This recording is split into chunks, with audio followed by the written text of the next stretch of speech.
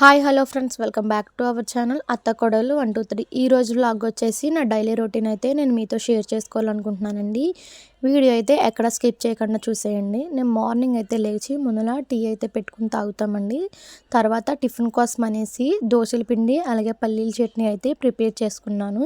ఇంకా దాని తర్వాత టిఫిన్ అయితే వేసేసి టిఫిన్ అయితే తినేసామండి.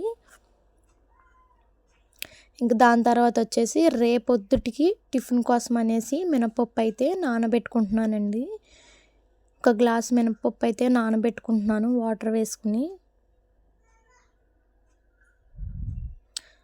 ఇంకా అది నానబెట్టుకున్న తర్వాత లంచ్కి అయితే ప్రిపేర్ అయితే చేసుకుంటున్నామండి. పప్పు మునగాకు వండుకుందామనేసి అన్నారు అత్తయ్య గారు. అందుకని లేతగా ఉన్న మునగాకు అయితే తీసుకొచ్చారు. మునగాకుని ఒలుస్తున్నారు అన్నమాట ఇక్కడ. మునగాకు తింటే చాలా మంచిదని అంటండి. కళ్ళకి అలాగే బ్లడ్ పడడానికి కూడా చాలా మంచిదంట. అందుకోసం అయితే అత్తయ్య గారు తీసుకొచ్చారు, పాపకు పెడితే మంచిదనేసి. ఇంకా దాని తర్వాత వచ్చేసి కందిపప్పునైతే ఒక 2-3 సార్లు అయితే శుభ్రంగా అయితే కడిగేసుకుంటున్నానండి. అది కడిగేసుకున్న దాని తర్వాత మునగాకు కూడా అయితే శుభ్రంగా 2-3 సార్లు అయితే కడిగేసుకుంటున్నానండి. మునగాకు కూడా కడిగేసుకున్న తర్వాత ముందుగా కడిగి పెట్టుకున్న కందిపప్పులు అయితే మునగాకుని అయితే వేస్తున్నాను.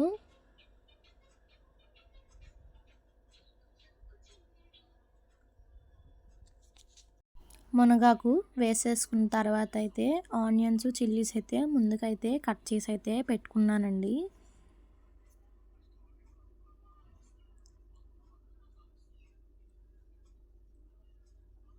అవి ఆనియన్స్ చిల్లీస్ అయితే కూడా వేసేసుకున్నానండి. వేసేసుకున్న దాని తర్వాత కొంచెం పసుపు అయితే వేసుకున్నానండి.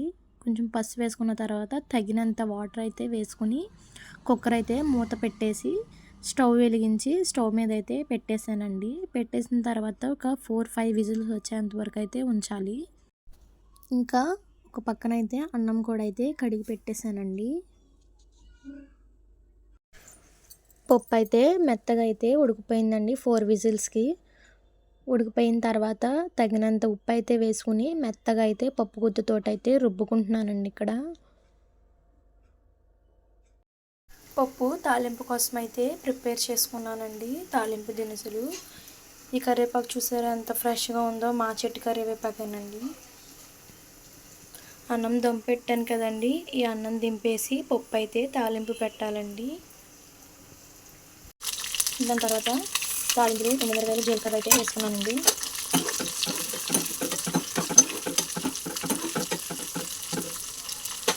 అవి వేగిన తర్వాత కరివేపాకు అయితే వేసుకుంటున్నానండి.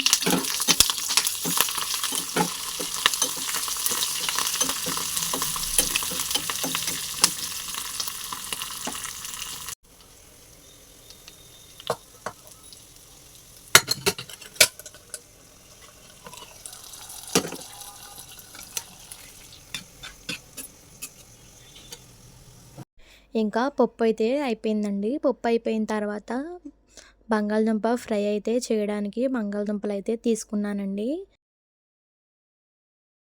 ఇంకా బంగాళదుంపలను అయితే ఇలా చిన్న చిన్న ముక్కలుగా అయితే కట్ చేసేసుకున్నానండి.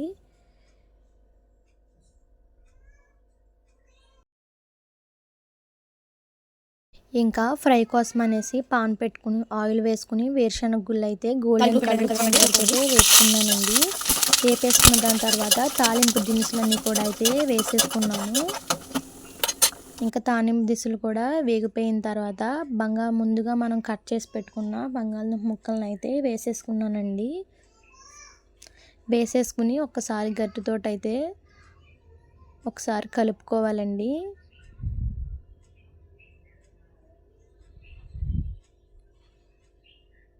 ఇంకా తొందరగా మగ్గడం కోసం అనేసి కొంచెం సాల్ట్ అయితే వేసానండి. దాని తర్వాత కొంచెం కారము పసుపు కూడా వేసేసి కొంచెం కలిపేసుకున్నానండి. ఇంకా ఫ్రై అయిపోయింది.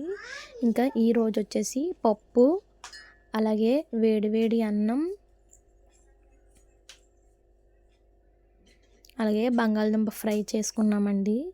ఇంకా ఇవన్నీ ఉన్నాయి. పచ్చడి మిస్ అయింది అనుకుంటున్నారా? కొత్త ఆవకాయ పచ్చడి కూడా ఉందండి. ఇంకా దాని తర్వాత అయితే ఇంకా లంచ్ అయితే ఫినిష్ చేసానండి. లంచ్ అయితే తినేసిన తర్వాత గ్యాస్ స్టవ్ అంతా అయితే నీట్గా కడిగేసుకున్నానండి. కడిగేసుకుని ఎక్కడైతే నీట్గా అయితే సర్దేసుకున్నాను. ఇంకా సర్దేసుకుని ఇల్లు అయితే శుభ్రంగా అయితే తుడిచేసుకున్నానండి. అంట్లు కూడా అయితే బయట వేసేసుకుని మినపప్పు ఈ విధంగా అయితే నానపోయింది కదండి. ఇప్పుడైతే శుభ్రంగా ఈ పైన ఈ నల్ల పొట్టు పోయేంత వరకు అయితే నీట్గా అయితే కడిగేసుకుందామండి. నానిపోయిన తర్వాత ఈ విధంగా అయితే శుభ్రంగా అయితే కడిగేసుకున్నానండి. కడిగేసుకున్న దాని తర్వాత ఇడ్లీ రవ్వ అయితే ముందుగా ఒక 10 మినిట్స్ ముందు అయితే నానబెట్టుకోవాలండి. మన మినపప్పుకి తగినంతగా అయితే ఇడ్లీ రవ్వ నానబెట్టుకుంటున్నానండి. తర్వాత గ్రైండర్ కూడా అయితే ఫిక్స్ చేసేసుకుని మినపప్పునైతే వేసేసుకుంటున్నానండి. నేను నైట్ టైం అయితే వేసేసుకుంటానండి. పాపతో కుదరదనేసి నైటే ప్రిపేర్ చేసేసుకుంటాను. ఇంకా వేసేసిన తర్వాత స్విచ్ అయితే ఆన్ చేసి పెట్టేశానండి. చక్కగా అయితే పిండి అయితే రుబ్బేస్తుంది. పిండి ఈ విధంగా మెత్తగా అయిన తర్వాత ఒక గిన్నెలోకి అయితే తీసేసుకుంటున్నానండి. ఇక్కడ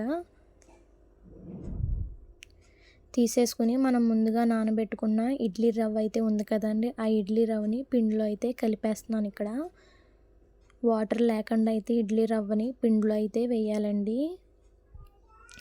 ఇంకా దాని తర్వాత కలిపేసుకుని ఫ్రిడ్జ్లో అయితే పెట్టేసుకున్నానండి. ఈ వ్లాగ్ కనుక మీకు నచ్చినట్లయితే లైక్ చేయండి, షేర్ చేయండి, కామెంట్ సెక్షన్లో కామెంట్ పెట్టడం అస్సలు మర్చిపోకండి. ఐ హోప్ ఈ వీడియో మీ అందరికీ నచ్చింది అనుకుంటున్నాను. Thanks for watching. Keep supporting our channel. Bye friends.